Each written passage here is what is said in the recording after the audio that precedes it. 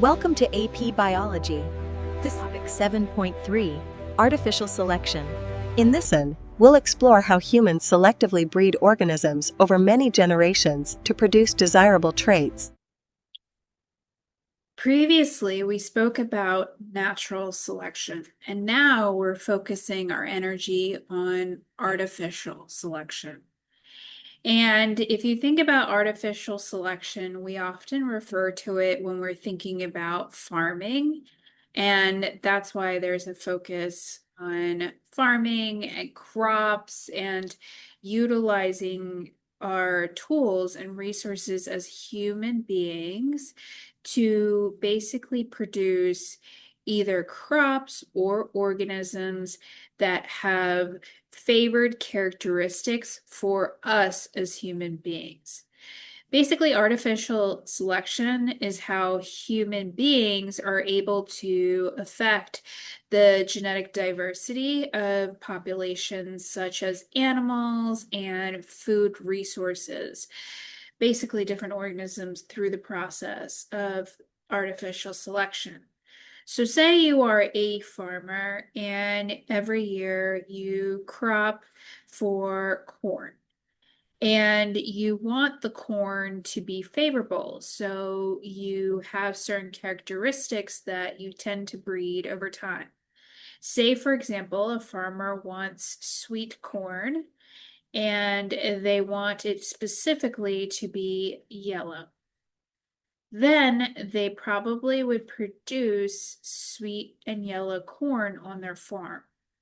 And so what happens is we as human beings select certain organisms to produce, and it's not just with food. You can think about even when we think about chicken. When we go to the grocery store, get chicken, but we don't even think about the fact that the chicken might be bred for the purposes of human consumption.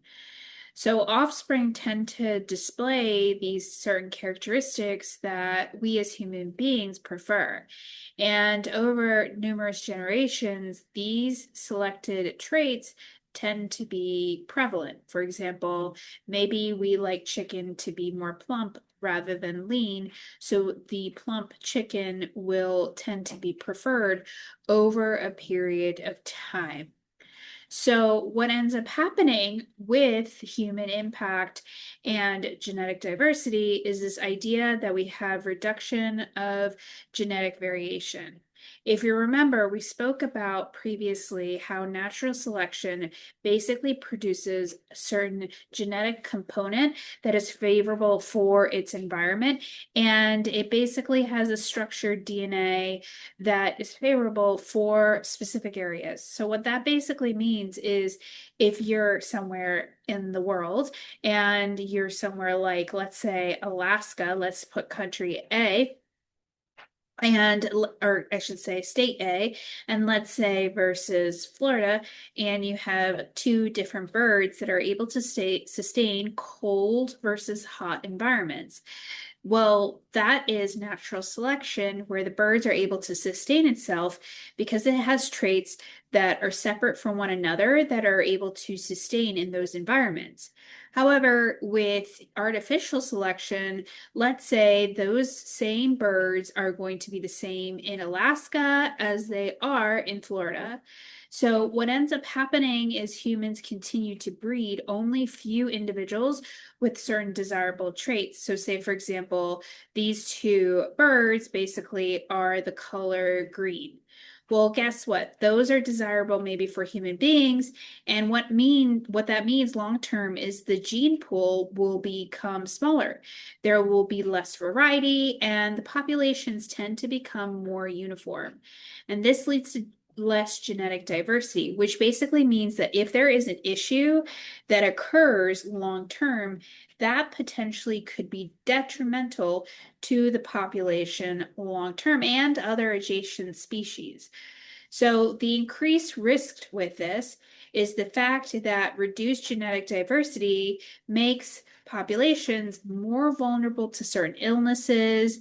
They're less able to sustain themselves when it comes to climate change or certain environments, they can be more likely to be susceptible to different pests like prey-predator relationships, and they can be wiped out by a single item. So, for example, if you hear a mad cow disease, then you can think of a cow and the fact that that cow maybe has the same genetic diversity bred over a period of time for human consumption.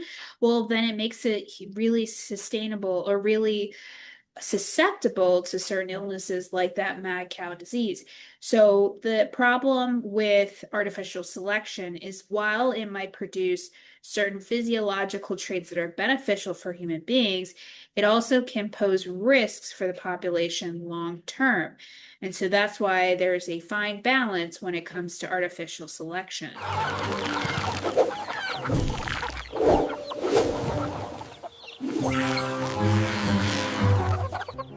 Artificial selection allows humans to choose organisms with desirable traits. While this can improve certain characteristics, artificial selection allows humans to choose organisms with desirable traits.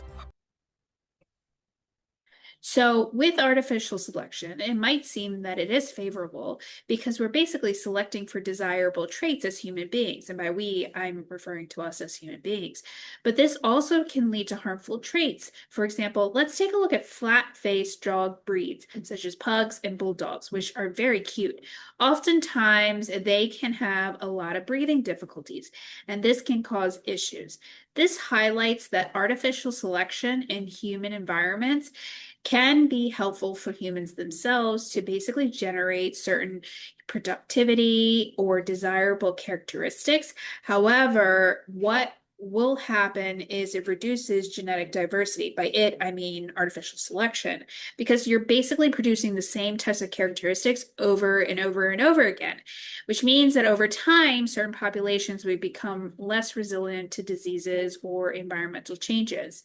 And you probably see this when you are getting certain foods like certain types of lettuce or certain types of pork or meat that oftentimes you'll see the term recall, like there's some sort of recall, such as salmonella.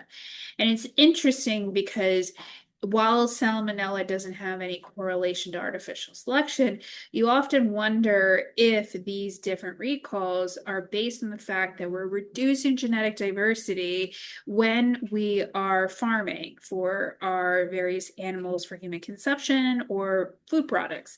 So that's interesting to think about when you're thinking about next time you see the word recall.